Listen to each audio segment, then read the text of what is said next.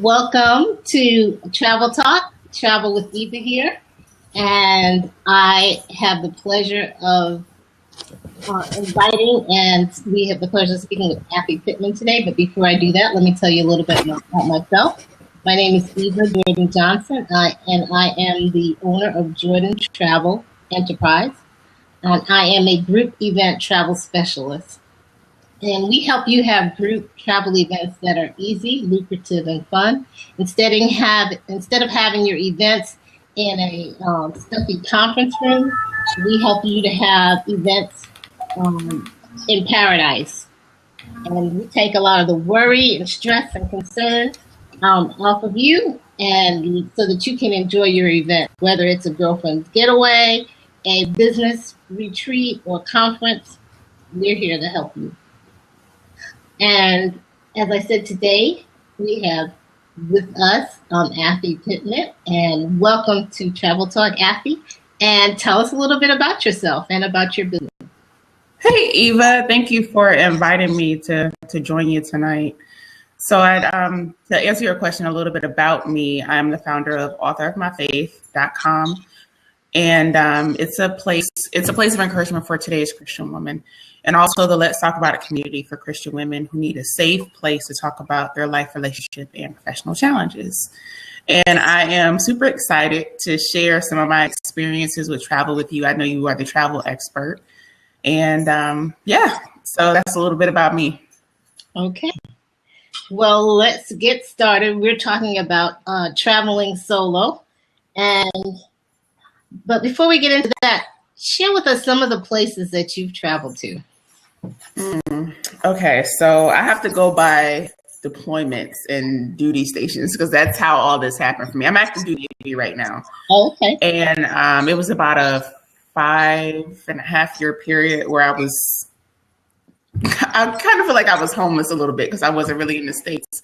So it started with a deployment on my first duty station, and we went to Mediterranean Europe, Greece.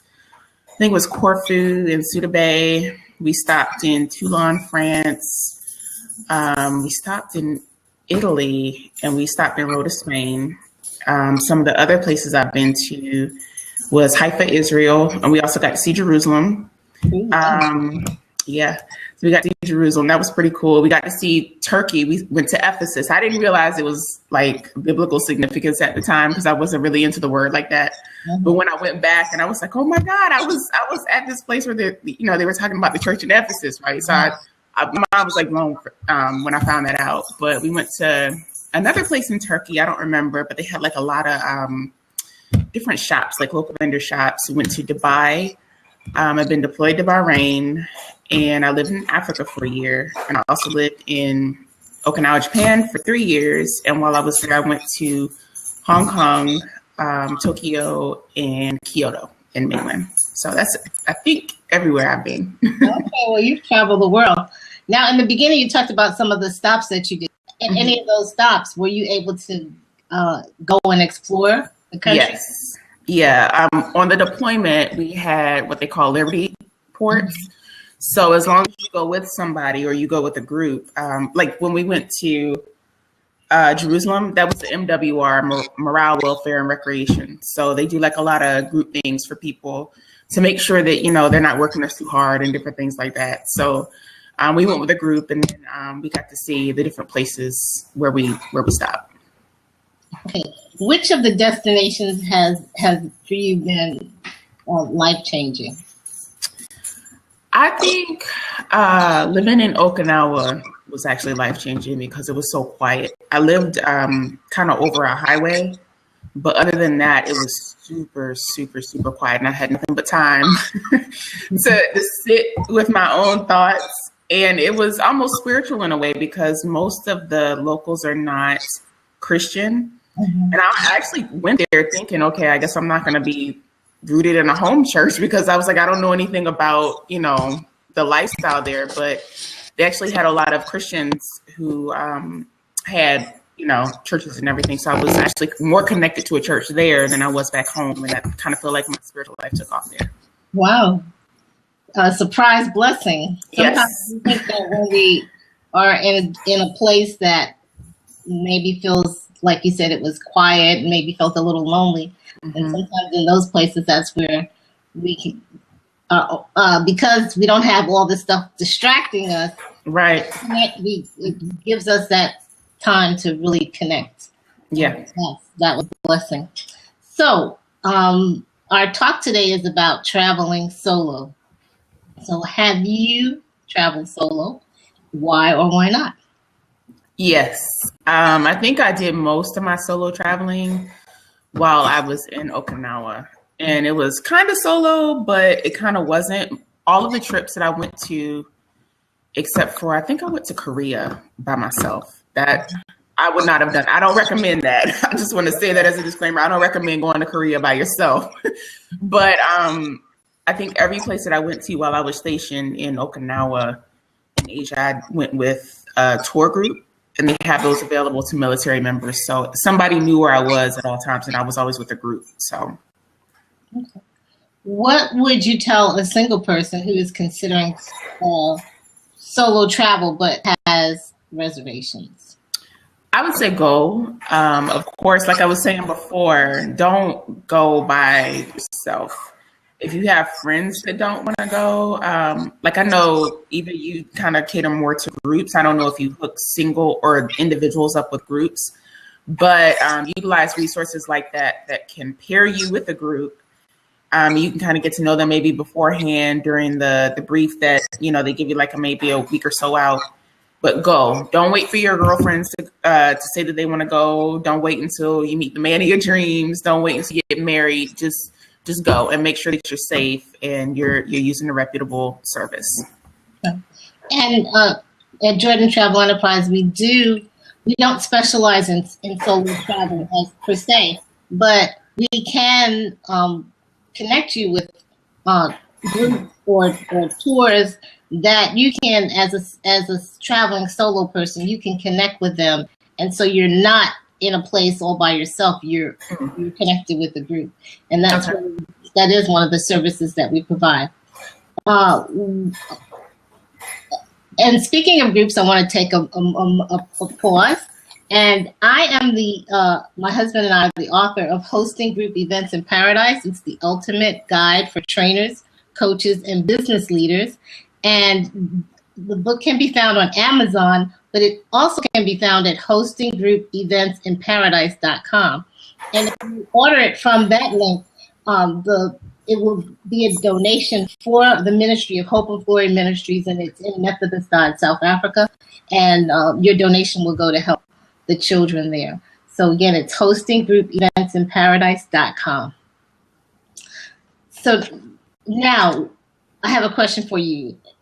What are some of the safety tips that when you were traveling, and you did mention a few, that you would give for traveling solo? First, I would say find out as much as you can about that area prior to.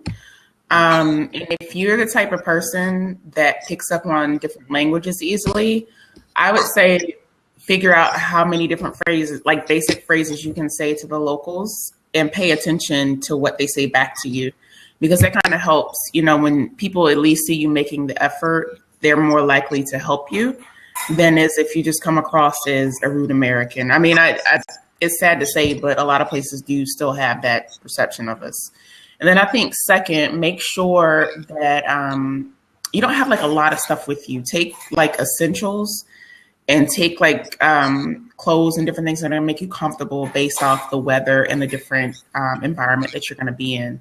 And then third, if you're going by yourself, if you're hooking up with a group, I would say find a way to meet them prior to, and maybe stay in contact with them during the meantime, because then you're not like total strangers going someplace together. You kind of have some type of a rapport, and they'll be more likely to look out for you, and vice versa. Excellent. And I would totally agree with researching your destination thoroughly, before your trip. And when you work with a travel consultant, a professional travel consultant, that's one of the things we do to help prepare you for your trip. Keep your valuables on you while you're traveling. Your especially things like your passport and your passport, your ticket. You want to, keep things close. And I would also say that you should make a copy of your passport and have it in more than one place so that in case something happens or it's lost or stolen, you have that. And you said this also, only take what you need and leave the rest locked up. In terms of traveling with a lot of cash or things like that, credit cards, you wanna be careful. And one thing is, be careful about trusting people too quickly. Yeah. Have a sense of you don't want to be where, oh, I don't trust anybody and I'm scared, but you want to be aware and kind of be protective and evaluate your surroundings as you're going around, the people that you interact with, and those kind of things.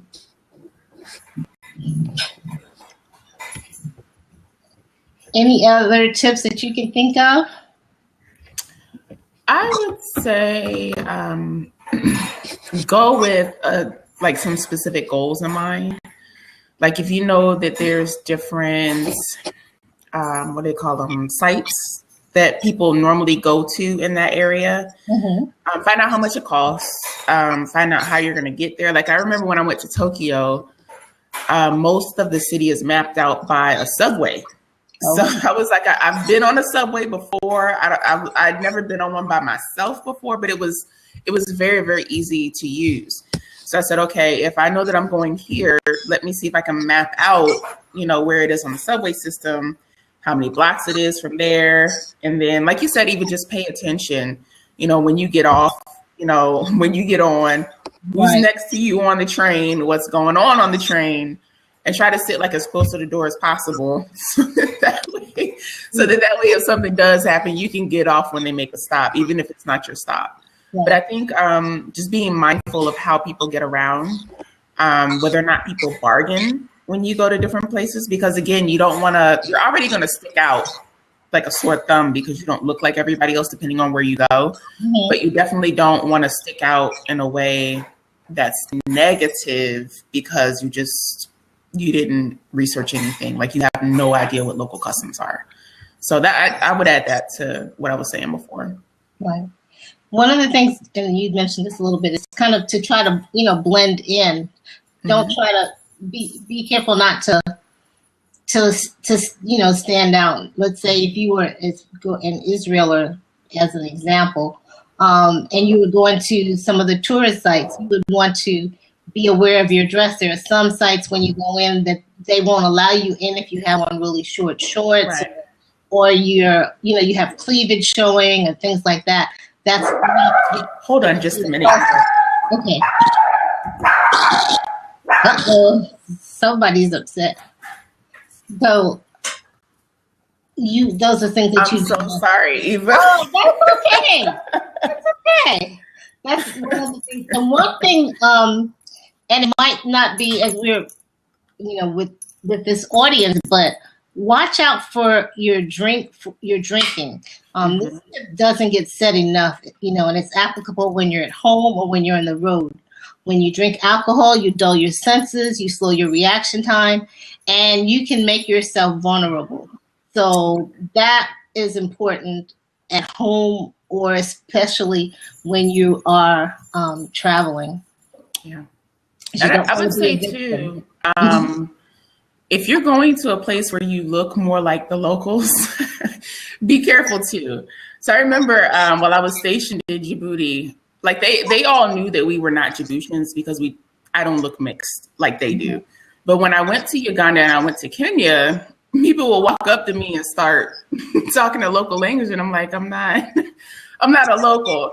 So you want to be mindful of that too, because if there's things like civil unrest in certain areas and you're mistaken for a local, okay, that might not be good either. So just be careful. And some people might use it as a means, like you said, to make you trust them more than you normally would. So just be friendly, but don't give everything away too quick. Right.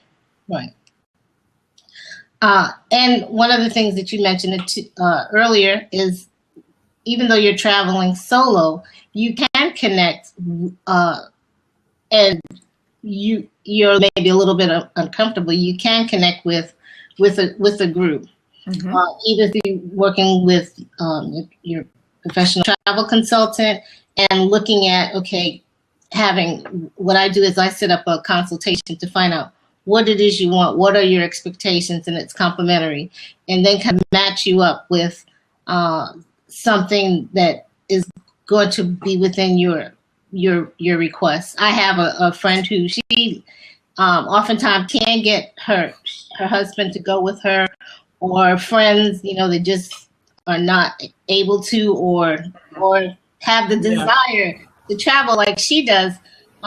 So she would go. She loves yoga retreats, so she will connect up and go with the retreat, but that connects with the group. And one of the things that you consider in terms of traveling solo is planning or consider doing your own group. So you can decide, well, I want to, do a girlfriend's group, or I want, if you have a specific interest, you can plan that group and move forward. Now you could say, well, if I plan this group and my friends kind of back out at the last minute, you can still go and we can still make those arrangements. So that's something to consider. You might want to consider being a group leader. And an advantage of being a group leader is if you meet your numbers, you can be traveling complimentary. So that's something to think about. It is, because international travel is not cheap. Right. Yeah. But it's so worth it. It is. It is. One of the things I'd like you to do, Afi, is put in the comments. Oh, we have someone who joined us, Mike the Monk. Welcome, Mike. And if you have any questions, please put them in the comments, and we will, answer those. So, and for you, Afi, if you could put in a way for people to contact you. Sure. Your website.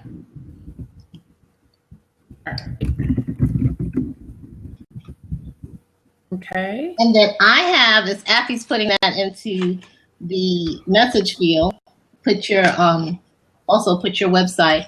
I have a gift for you. It's the complimentary pre-travel checklist as you're getting ready for your next adventure. It's a checklist to kind of go down and help you get ready. It's some of the things that you might not be thinking about. And that link, and I'm going to put it in the chat, is bit.ly/pre-travel checklist. That's pre-travel checklist. And that's a checklist for you that will help get you ready. And there's some things there that you might not think about as you're getting ready for your trip. So Afi's put her information in there. And do you want to say a little bit more about, highlight something that's coming up, or say a little bit more about Author of My Faith? And you're an author too, so I am. You should be sharing your book with us. I am. My second book is How to Go From a Hot Single Mess to Ready for God's Best. And I basically talk about, I share some of my experiences as a single woman, specifically a single Christian woman, with other single Christian women. And one of the things that I recommended actually was take the time while you're still single to do the things that you always wanted to do, including travel to different places. Don't wait until, you get married, or like I said before, you meet a guy or you get a group of friends to do it, because it's a part of self-discovery. But that book is basically for single Christian women who desire marriage and they want a roadmap per se. So, yeah. But as far as authorofmyfaith.com, what we have coming up is I'm going to be hosting a small group support or a small support group for about maybe 5 to 10 women. And we're going to go through different topics and talk about dating and different lifestyle habits that keep us from doing the things that we really want to do. And it's not just for single women, it's for Christian women as well. So that's what we've got going on. And I'll put the link where folks can go to check it out if they, or women can go to check it out if they are interested. Okay. And if there's any questions again, please put those in the chat. And if you are interested, if you're on, maybe you're not, maybe you are interested in traveling solo, we'd be happy to help with you. And if you're interested in putting together a group, or you have events that you're doing and you think, wow, that would be great to take it off out of the hotel and have it on a cruise ship or at an all-inclusive resort or at a villa, maybe in the Caribbean, give us a call. You can apply for a group leader application at bit.ly group travel events. Bit.ly group travel event, and I'll put that in the message field. So, Afi, it's been great. Let me do that, and oops, put that in the field. I want to thank you. Thank you. Concentrate, because I'm like, okay, I'm talking in. Okay. And while I'm doing that, if you have any closing remarks you want to say? Well, again, thank you for considering me for this. I love talking to people about the experiences that I've had through travel, because for me, it was part spiritual. I mean, it was I went there because of, professional reasons, but I think I grew significantly on a personal level, on a spiritual level, because I've seen some of the places that I've seen. So thank you for allowing me to share that. Oh, you're welcome. And one thing that I love about travel, it really expands your horizons. And on a personal note, my mother is from Brazil and my dad was from Barbados. And I was born in Brooklyn in the house. But I, growing up, my mother used to say, "You children are blessed, but you don't know it. You're blessed, but you don't know it." And I did not. My phone is ringing. I did not realize. I mean, I was like, yeah. Yeah. But my first trip, I went while I was in high school. It's like junior or senior in high school. I went on a mission trip. And I got to go to Barbados, which is where my dad's from. And as we had like a day off, and I got to go to see where my dad grew up. And I met his grandmother was the woman who raised him. Mm-hmm. And I was it was like a really like a wake up call, because the house that my great grandmother lived in was very simple, very meager. It had a dirt floor, and she still took care of children. There were children there, and I was like, wow, this is where my dad grew up, and just gave me fresh eyes and a fresh appreciation of what the sacrifices that my parents made, immigrating to the U.S. and then even going on.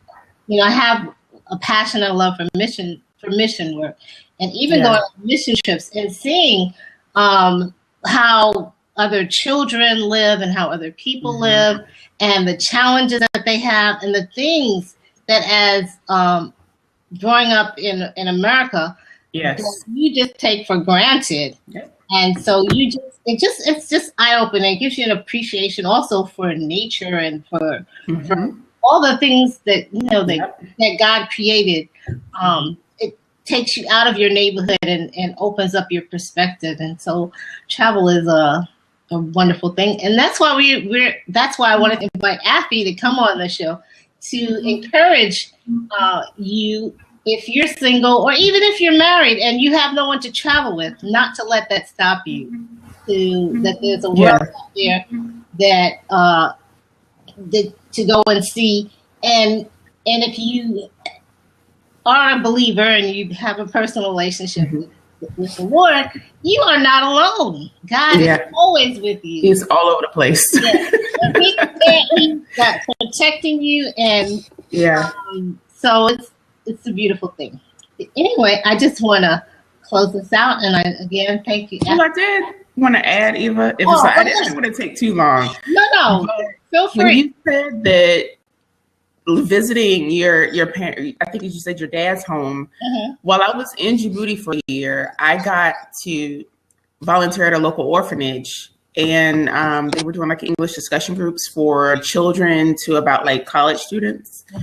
And that was eye-opening. Actually, in fact, the first time that I left our camp during the daytime and I saw the conditions that people lived in, I was in tears, because I knew that people in the world didn't have things that we had, but to see it right in your face, I was floored. And I think what really got me was I saw a pickup truck coming to, like, you know, on the opposite side of the road. And there was a woman with a baby in this pickup truck with between two men. And I'm thinking, oh my God, like, where are they going? What is it like? What is going on? But just to see the conditions, because most of the country is poor. There's like a very small amount of people that have wealth or have money. And even after we got outside of the inner city, it just was beautiful. Like the people there, like you said, like the way that they live is very simple. They didn't have running water. They looked like herdsmen, and they had goats, and they were just herding their goats. And I was amazed. I was like, how do people get by without the things that we can't survive without? It changed, like you said, it changed my perspective, and it made me grateful. It made me appreciate just things that I took for granted, you know, and it changes you. And I like you said, that if you're a believer, it strengthens your relationship with God. But I think that experience there and the one that I had in Okinawa was actually what gave me my relationship with God. And I grew up in the church. And I didn't know God for myself until He uprooted me from my home and planted me in these two places and showed me, like, I'm everywhere. I'm everywhere. You might not know it yet, but I'm everywhere. So yes, thank you for thinking of me for this, because I love sharing that. I just love sharing how God literally changed my life by allowing me to see the world. So thank you. Oh, you're welcome. It's been a pleasure. It's definitely been a pleasure. And then I hope that we have encouraged some people to step outside of your comfort zone, step out in faith. And I want to say, use Eva, use her services, because this woman knows what she's talking about. I've been around the world, and this woman knows what she's doing. Okay, so use Eva's services. Well, thank you. And I hope that you will take advantage of the pre-travel checklist. Will help you to get ready for future trips, whether it's domestic or international. And if you're interested in, even if you don't have a group right now, if you're interested in considering doing a group, then hosting group events in paradise.com will help you. You can read to get some ideas, and it'll help you. And also, the group travel can also be a fundraiser. Perhaps you're not interested in traveling for free, but you are interested in raising money for your favorite organization. So again, thank you, and have a blessed night. And I always like to say to have a blessed evening or day wherever you are in the world, and take time to be a blessing to someone else. Amen. Bye for now. Bye. So to go out, you just click that little X and okay. All right. Bye-bye. Bye-bye.